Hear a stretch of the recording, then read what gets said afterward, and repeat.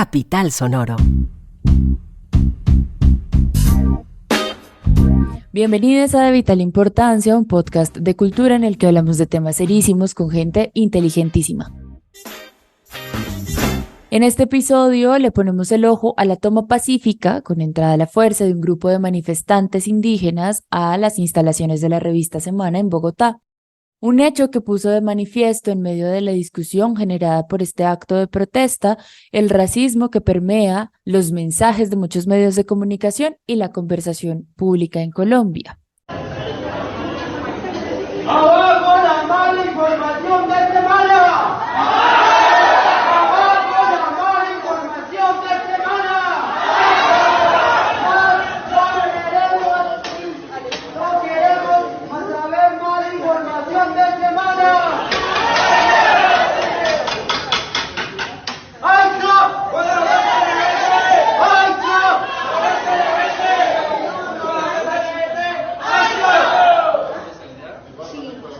¡Vicky Dávila, déjele mentir al pueblo! ¡Vicky Dávila, déjele mentir al pueblo!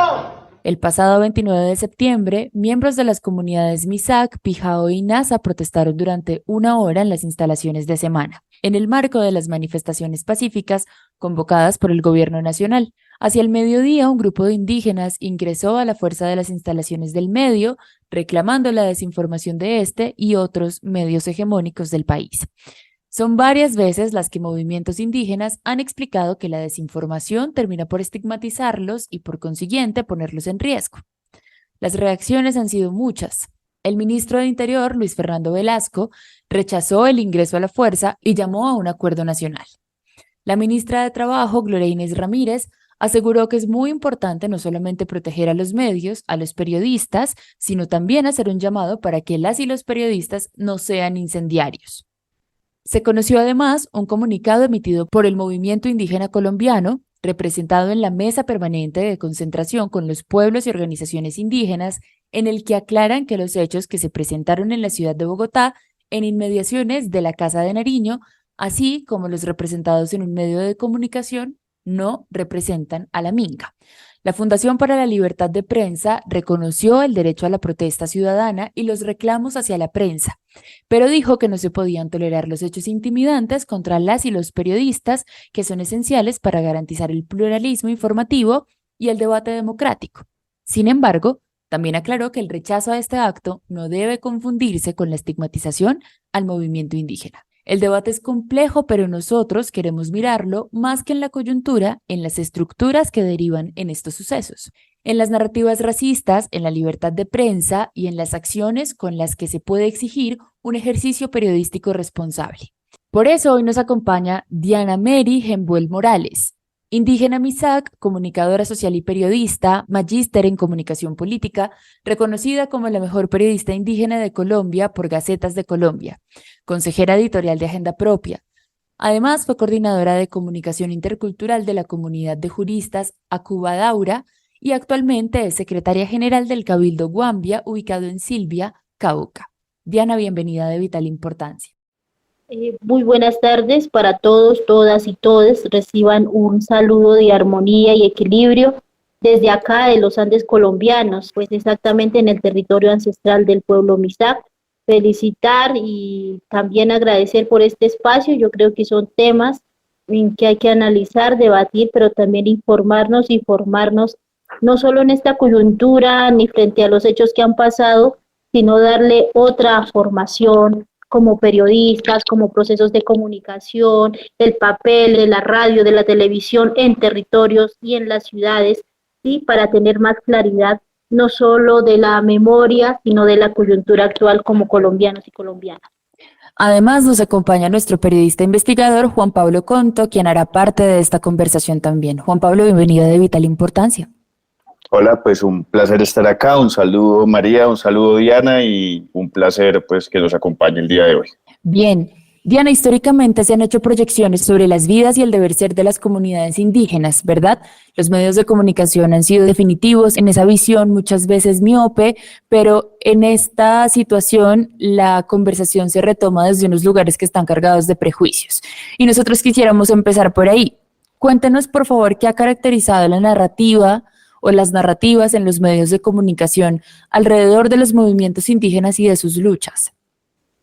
Bueno, si hablamos de memoria histórica, antes de entrar a la comunicación, yo creo que hay que entender el deber ser no solo de una persona o de un periodista, que muchas veces informa desde la ciudad, y los periodistas que estamos en terreno vivimos el contexto de las realidades y muchas veces desconocen esos espacios, ¿sí? Y muchas veces entran a generalizar muchos casos, muchos hechos, muchos acontecimientos que pasan.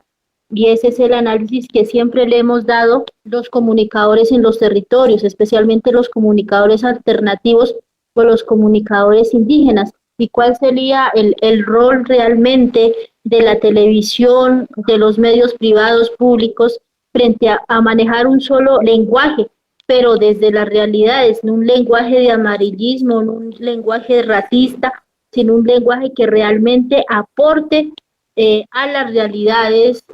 Por ello, nosotros como pueblos indígenas en Colombia somos más de 116 pueblos nómadas, seminómadas, sedentarios, cada uno con sus cosmovisiones, cada uno con sus planes de vida. Fuera de ello están las comunidades campesinas, están los afros, los palenqueros, los raizales, los gitanos, ¿sí? Cómo ese lenguaje realmente incorpora y no excluye a la realidad.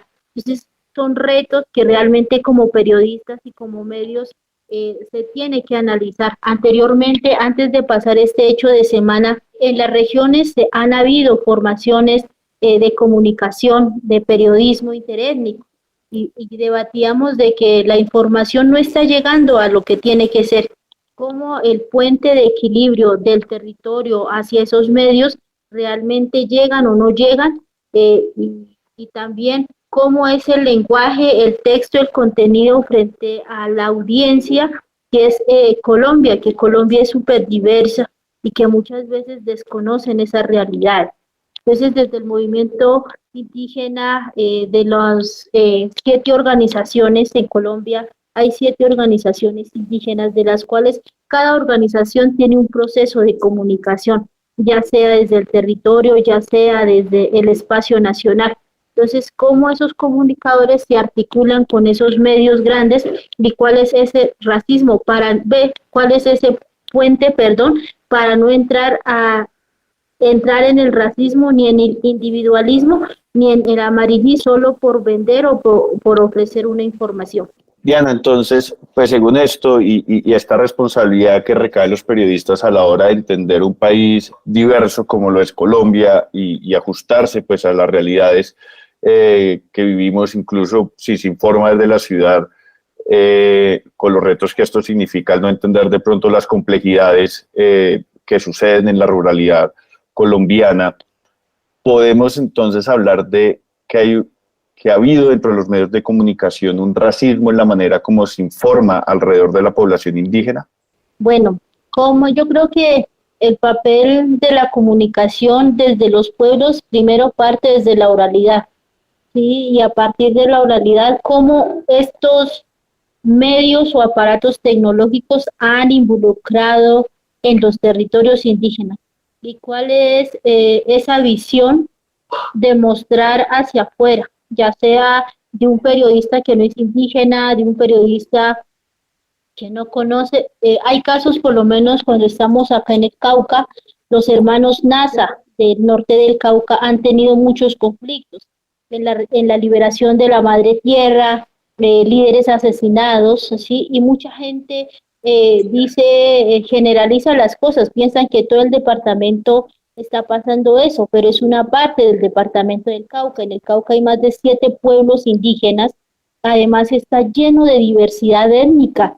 Entonces, ¿cómo abordar la realidad de que no solo esté el tema de desplazamiento en el Cauca, sino también hay una riqueza multiétnica y pluricultural?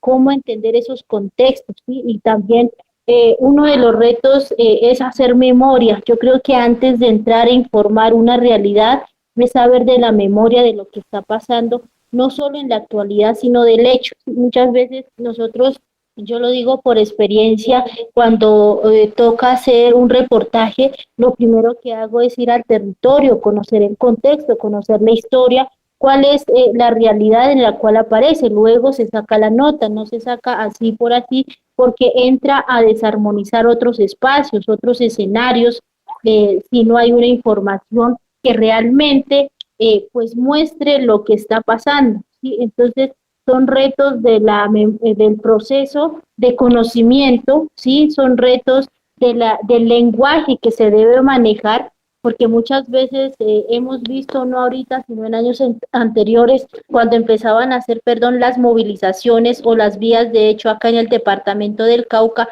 y decían minorías, o estos indios no conocen, no manejan, que a los pobrecitos, ¿qué van a poder? Ya son esos racismos escritos tan fuertes que muchas veces yo creo que gracias no solo a las comunidades, sino a todo un Estado que realmente reconoce la lucha, pues seguimos viviendo y existiendo como Estado colombiano. Sí, entonces, son cosas que realmente es más de conocimiento de las realidades, el manejo del lenguaje, también el manejo con las autoridades, la comunicación que tiene que tener con las autoridades o con las organizaciones que trabajan en los contextos y escenarios territoriales y que Colombia es tan profunda y tan diversa. Diana, eso que mencionó usted es importante y nosotros quisiéramos, sin ánimo de achacarle ninguna responsabilidad, que nos sentemos a imaginar o a pensar cómo ampliar el lenguaje con el que se habla de las comunidades, o es más, cómo establecer unos puentes mucho más estrechos para hablar con las comunidades, no de ellas o de ustedes como si no estuvieran y no pudieran contarse. ¿Cómo hacer? Yo creo que es, como dije hace rato, la relación que se tiene que tener con las autoridades indígenas de base, así sea con las organizaciones nacionales que se concentran dentro de la MPC, pero también con las autoridades. ¿Y quiénes son los que están en relacionamiento con las autoridades? Pues los comunicadores indígenas o periodistas que estamos en los territorios. Y cómo relacionarnos con los medios o periodistas que están en las ciudades, esa confianza que tienen, no el miedo, porque a nosotros a las comunidades nos han metido el miedo de que Caracol, RCN, Semana, obviamente tergiversan la información, pero también son seres humanos que hay que entrarle a hacer formación desde las realidades, ¿sí? Porque muchas veces un periodista, digamos, egresado de la ciudad, pues obviamente la teoría lo tienes, digamos, lleno de información, ahora le falta la práctica.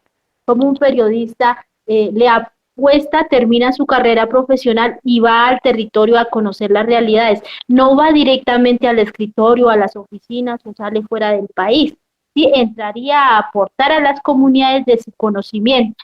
Entonces, son seres humanos, sí, nosotros los periodistas sentimos, miramos, lloramos, nos reímos igualmente, pero también nos falta aportar a las comunidades, a los espacios lejanos, desde esas teorías que nos imponen, porque por lo menos en televisión es sobre el tiempo, tú tienes que ser contundente y preciso, pero en cambio en las comunidades la oralidad es muy fuerte y cómo esa paciencia del comunicador y periodista ayuda a abordar esos reportajes o esas piezas que vas a realizar para sacar a las comunidades y cómo esa información que tú sacas o visibilizas hacia afuera aporta también a las comunidades para hacer la formación en los territorios, desde el lenguaje, desde los conceptos periodísticos o desde esas formaciones que vienen realizando. O sea, la idea no es solo visibilizar, no solo es sacar la nota, no es solo porque está pasando esto y la saco y ya, sino también hacer esa formación.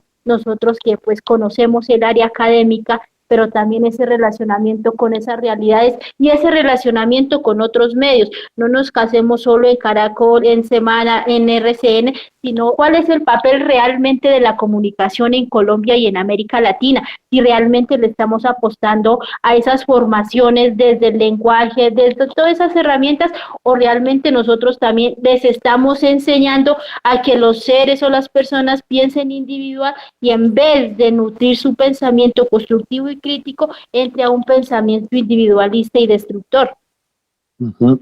Diana, estuvimos con Capital Sonoro en la rueda de prensa que dio el movimiento de autoridades indígenas del suroccidente colombiano, ¿no? Ahí se mencionaba precisamente sobre la necesidad de abrir estos espacios y estos puentes para trabajar en el lenguaje y en la manera como entendemos la complejidad de las realidades que suceden en un país tan diverso. ¿Cómo se pueden generar estos espacios? ¿Cuáles pueden ser esos espacios? Y si usted conoce como experiencias que permitan entablar ese diálogo y que haya un ejercicio dentro del oficio del periodismo muchísimo más responsable y más apegado a la realidad que vivimos.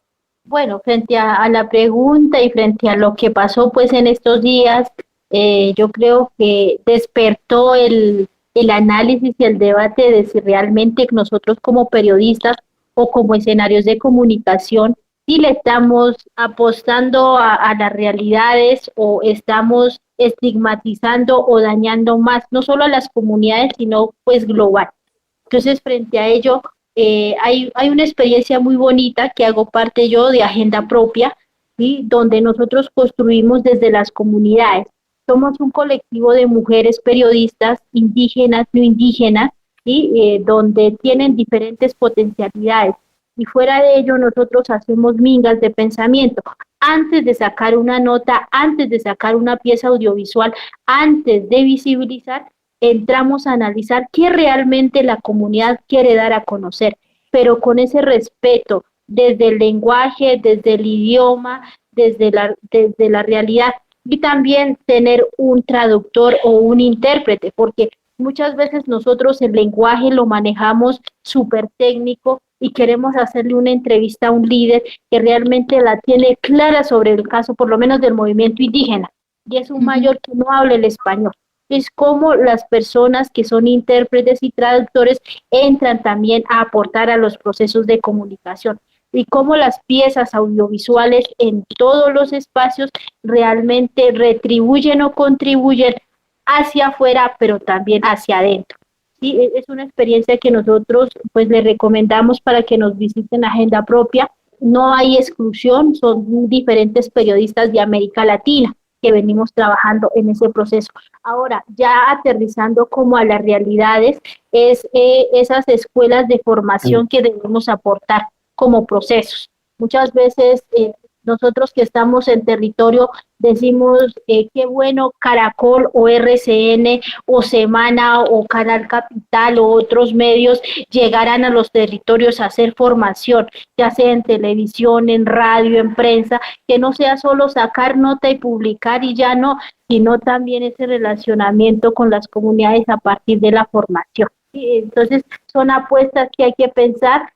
Frente al cambio del lenguaje, yo creo que es un reto como periodistas de los diferentes medios, ya sea docentes, universitarios, egresados, mirar y sentarnos a analizar cuáles serían las apuestas desde los medios, pero también las apuestas nosotros como personas que estamos en los espacios territoriales o que estamos en las ciudades, para que realmente este tipo de escenarios no se vuelva a repetir, manejar el tema de la política pública de comunicación, de tantas cosas que han llegado, ¿sí? Y no solo de grupos de periodistas grandes, sino de la región. Entonces, sin discriminación, apostarle a esa realidad.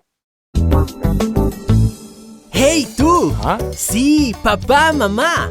¿Tu hijo o hija se la pasa dibujando o creando personajes extraordinarios? Escribiendo universos mágicos, bailando y cantando como tenor, creando paisajes con sus fotografías o hace cualquier tipo de arte? Invítalo a listar sus obras y compartir su arte en Eureka. Ve a nuestras redes sociales, @EurekaTuCanal. Visita nuestra página eurekatucanal.com o escribe a nuestro WhatsApp 322-510-8955 y conoce toda la información para ser parte de Eurecrea. Comparte tu arte.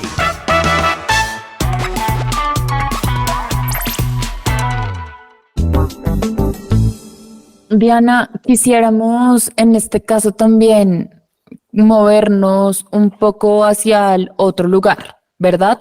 Hemos hablado del lenguaje, de la narrativa y quisiera que habláramos ahora de la protesta, porque lo que nosotros nos preguntábamos también es, buena parte de la discusión que se está dando en este momento parece que circulará en un debate que no nos parece que es miope e infértil y es si las comunidades indígenas pueden o no manifestarse, ¿cierto? Eso es de entrada que pueden hacerlo porque es un derecho constitucional, pero nosotros quisiéramos hablar con usted o conocer su perspectiva. Cuando protestan las comunidades indígenas, ejercen este derecho constitucional, esto se convierte en una manera de intimidar o atentar contra la libertad de prensa. ¿Cómo lo lee usted? Bueno, yo creo que frente a eso no lo leo de esa manera, sino que es una exigencia de todas esas realidades que vivimos, ¿sí? En los territorios, ya sea el tema de territorio, el tema de salud, el tema de líderes, las diferentes realidades que muchas veces no nos escuchan. ¿Y cuál es la forma de salir? Pues obviamente a las calles, a las carreteras, y ahí es donde entran los medios a algunos a apoyar y a algunos a desinformar, ¿sí? Porque es que, o sea, es típico que uno hace vías de hecho y medios de comunicación, pocos pues hacen el reportaje desde las realidades porque ya tienen a quien entrevistar, cómo darle el foco. Y muchos es la noticia pasar por pasar en la desinformación. Entonces, son cosas que realmente surgen desde las realidades, sí, pero también apostándole a que los medios le contribuyan a esas luchas y también esas necesidades. Ahora, cuando digan contribuyan, no es solo a estar informando, ¿sí? Sino también ese relacionamiento con las personas, porque por lo menos yo, la mayoría de los contactos que tengo a nivel nacional e internacional son esos cubrimientos de las movilizaciones. Entonces, en esas movilizaciones, nosotros periodistas, comunicadores, analizamos cuáles serían las rutas a seguir para visibilizar no solo el momento del hecho, sino también esas realidades que muchas veces están pasando a nivel de Latinoamérica o en los espacios. Entonces, yo creo que son notas, formaciones, conocimientos desde la sapiencia, digamos, ancestral propia, respetando el lenguaje y la armonía del cual hacen parte cada uno de los contextos. Y Diana, quisiera saber un poco desde su experiencia, ¿cómo ha sido su labor periodística desde su lugar de enunciación también como indígena Misak? Es decir, ¿siente usted que existen como los canales y los puentes suficientes para su desarrollo profesional y que exista este ejercicio periodístico desde las comunidades? ¿Cómo está o cómo lee el panorama en este momento del país en ese sentido? ¿O realmente todavía falta abrir muchos espacios para que esa información realmente sea una información tan diversa y coral como la misma diversidad que tiene el país? Bueno, frente a la pregunta, canales o fuentes en Colombia es complejo. Yo como periodista para visibilizar las realidades es muy complejo. Ya con medios internacionales no ha sido complejo. O sea, no sé cuál es la diferencia, pero cuando yo le escribo a un colega o un medio internacional, dicen, listo, Diana, mándanos la nota, mándanos lo que tú quieres y lo visibilizamos. Pero yo le escribo a alguien de las dos orillas, a alguien del Espectador, a alguien del País, me dice, no, lo que pasa es que eso no está dentro de la agenda, entonces esperan. Sí, o sea, en Colombia es complejo el tema de los canales para visibilizar, eso lo digo desde la experiencia que he tenido.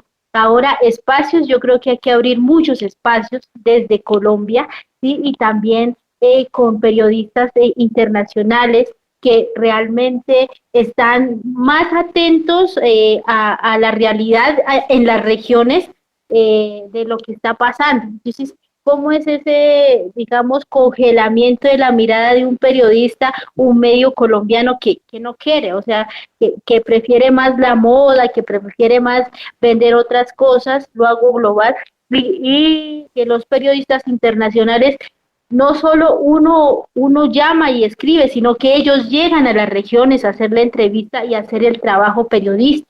Entonces, el análisis que le he dado estando en las comunidades y los espacios hay que seguirlos abriendo, ¿sí?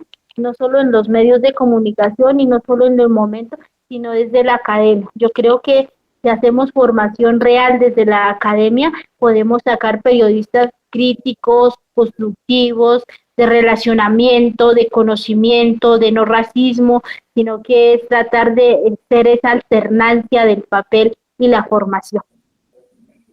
Diana, quisiéramos cerrar esta entrevista con una última pregunta que puede funcionar como para enlistar una serie de recomendaciones que puedan hacer del oficio periodístico un escenario de cubrimiento mucho más respetuoso y riguroso. ¿Cuáles serían sus recomendaciones? Bueno, ya para el tema de recomendaciones desde el enfoque de periodístico, es primero la comunicación que tienen que tener, lo he dicho desde acá, desde las autoridades. Yo creo que eso es una esencia clave para un periodista que esté en la ciudad. Pasa algo y a quién quiero llamar, a las autoridades o al representante pues que esté en los contextos, ya sea en la ciudad, porque en la ciudad ya también hay procesos, digamos, alternativos o populares, si lo entendemos de un lenguaje pues que podamos tener en cuenta. También el manejo del lenguaje, sí que sea armónico, que no sea para un solo fin, sino tratar de darle un análisis y un contexto del tema y la convocatoria, la traducción y la interpretación, ya sea en el idioma, en el indígena, en el no indígena, ¿sí? Yo creo que y también el tema jurídico, porque muchas veces nosotros sacamos una nota por sacarla y nunca tenemos un complemento jurídico desde la mirada indígena o desde la mirada de afuera, digámoslo así. Y también ese relacionamiento con otros medios regionales, los nacionales con los regionales con los nacionales, y esa comunicación constante frente a lo que se quiere hacer. Y también el periodista, pues estar muy atento, conocer la realidad del contexto para que la persona que reciba la información realmente le pueda dar una claridad a la publicación o a lo que se quiere visibilizar. Diana, pues muchas gracias por hablar con nosotros en De Vital Importancia. Esperamos poder seguir abriendo más conversaciones de este lugar. Gracias por estar con nosotros. Muchísimas gracias a todos, todes y todos. Yo creo que es un análisis que hay que seguir aportándole a la realidad.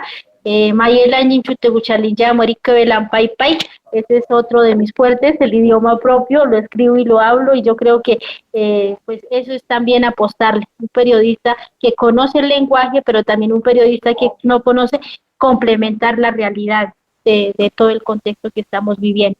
Y sigamos apostándole al periodismo alternativo, al periodismo que realmente contribuye a las realidades de las comunidades y de Colombia. Bye, bye. Gracias. Gracias, Diana. Gracias, Diana. Y muchas gracias, María.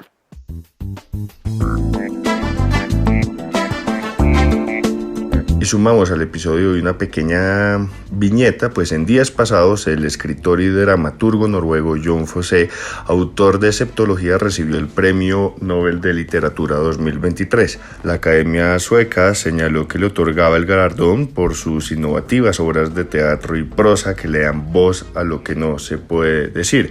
Realmente no fue fácil encontrar a alguien que haya leído el noruego, pero aquí le damos paso al escritor Santiago Cepeda para que nos haga un comentario de Jon Fosse, ganador del Premio Nobel de Literatura 2023.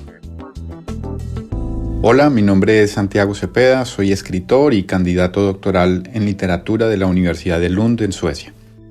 Jon Fosse es el cuarto noruego en recibir el Premio Nobel, pero es el primero en recibirlo en el siglo XXI y, esto es muy importante, me parece, es el primero también que escribe en nynorsk, que es uno de los dos estándares oficiales del idioma noruego escrito. El bokmål, literalmente el idioma del libro, y el nynorsk, literalmente el nuevo noruego, que fue creado en el siglo XIX a partir de una mezcla de diferentes variantes dialectales noruegas, marcando así una toma de distancia del idioma danés. La carrera literaria de Fosse se inició en 1983 con la publicación de la novela Rojo Negro, y desde entonces no ha parado de escribir y publicar. Es un escritor prolífico y multifacético, es autor de novelas, de cuentos, teatro, poesía y ensayo, y su obra ha sido traducida a 40 idiomas. Que le otorgaran este premio no es ninguna sorpresa, su nombre venía sonando hace tiempo y en Escandinavia la noticia ha sido recibida con un enfático "ya era hora". De hecho, Yukiko Duke, crítica literaria y directora artística del Festival Noruego de Literatura, dijo que se trataba de la mejor elección jamás realizada. En el comunicado oficial, la Academia Sueca señala que el comité decidió otorgarle el premio por sus innovadoras obras de teatro y su prosa que dan voz a lo indecible. Justamente esa exploración de lo indecible es lo que ha llevado a muchos a clasificarlo de autor místico. De hecho, su traductor al inglés, Damien Searles, traza un paralelo entre los 4 nombres mayores de las letras noruegas contemporáneas y los Beatles. Per Pettersson sería el sólido y siempre confiable Ringo Starr. Dag Solstad sería John Lennon, el experimentalista, el hombre de ideas. Karl Ove Knausgård sería Paul McCartney, el tipo súper talentoso, popular y atractivo. Y Jon Fosse sería George Harrison, el tranquilo, el místico, el espiritual, quizá el mejor artesano de todos. Por cierto que Karl Ove Knausgård, acaso el autor escandinavo más reconocido de la actualidad en el mundo, fue alumno de Fosse en la Escuela de Escritura de Bergen y le dedica unas cuantas páginas en Tiene que llover, el 5º volumen de su monumental novela autobiográfica Mi lucha, en donde Fosse critica los primeros poemas del entonces joven Karl Ove. Y bueno, acerca de la peculiaridad de la obra de Fosse, Knausgård dice en un artículo en la revista digital Literary Hub que más allá de su estilo rítmico de repeticiones y circunvoluciones, de la superposición de capas de conciencia, de todos esos fiordos, todos esos botes de remos, toda esa lluvia, todos esos hermanos, todos esos solitarios pintores y toda esa música, lo que la hace inconfundible y única es la presencia de una voz, de un espíritu humano, lo llama Knausgård, que se manifiesta en todas esas cosas. A Fosse lo ha traducido al español la editorial nórdica, que, como su nombre lo indica, se especializa en literatura de autores o temas nórdicos. Otras de sus obras han sido traducidas por editoriales independientes en España, que lamentablemente no circulan en Colombia, pero es de esperar que el premio anime a más editoriales a adquirir los derechos para publicar y de ese modo la obra pueda llegar a más lectores en todo el mundo, que creo es uno de los aspectos más positivos del Premio Nobel de Literatura. Dicho esto, surge la pregunta, por supuesto, ¿por dónde empezar a leer a Fosse? Yo recomendaría arrancar quizá por la novela Trilogía, que cuenta la historia de una pareja de adolescentes que va a tener un hijo y intenta sobrevivir sin nada en un mundo muy adverso y hostil. Otra opción, y acá estoy pensando en los lectores de Knausgård, que no le tienen miedo a las novelas que resulta más fácil medir en kilos que en páginas, es entrarle sin más a El otro nombre, una novela en 7 tomos de reciente publicación, una inmersión profunda en el universo literario de Fosse a través de la vida interior de Asle, un pintor solitario y viudo que vive al borde del mar y que apenas se relaciona con nadie. Personajes así abundan en los libros de Fosse. Una alternativa para los que prefieren un libro más corto es Mañana y tarde, publicada por Editorial Nórdica, una novela de formación y de la búsqueda de sentido contada en un estilo convulso y muy ágil. Y finalmente, para quienes puedan leerlo en inglés, la recomendación es Scenes from a Childhood, una colección de relatos breves realizada por Damien Searles, que va desde la infancia hasta la adolescencia y que se centra en aquellos momentos que se graban con más intensidad en la memoria y provocan la imaginación.